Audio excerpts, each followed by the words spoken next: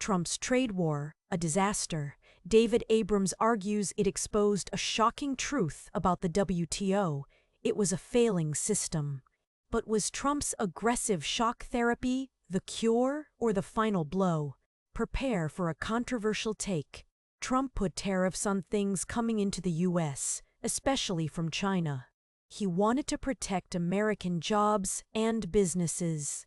One of the big things he did was change NAFTA to USMCA with Canada and Mexico. David Abrams thought the World Trade Organization, or WTO, wasn't working very well. He felt it wasn't stopping countries from doing unfair things in trade. It's unusual and often a sign that investors think the economy will slow down. Think of it as people being more worried about the next few months than the next few years.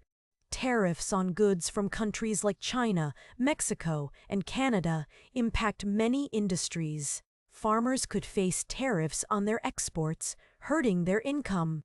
Tech companies might see increased costs for imported components, making their products more expensive. These trade policies affect global supply chains, causing disruption and uncertainty for businesses.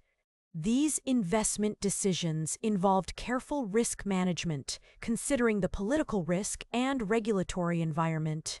However, one aspect that requires more research is the long-term consequences of these policies on specific industries. How did the trade war impact innovation and technological advancement within affected sectors?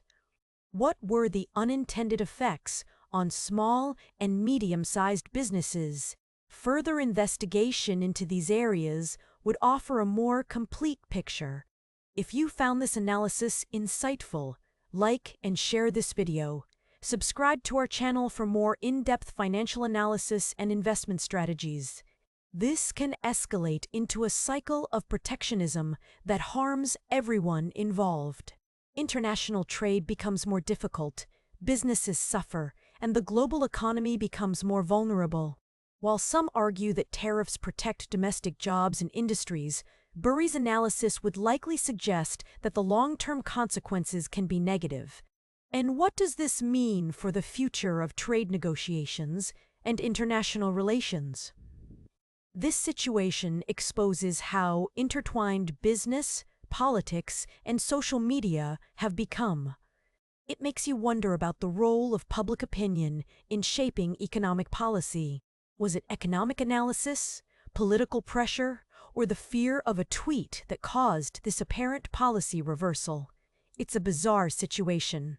There's also the underlying economic uncertainty and supply chain disruptions that these kinds of abrupt policy changes create. These things are left unsaid. One big question remains. What were the specific details of the tariff changes, and how will they truly affect businesses and consumers?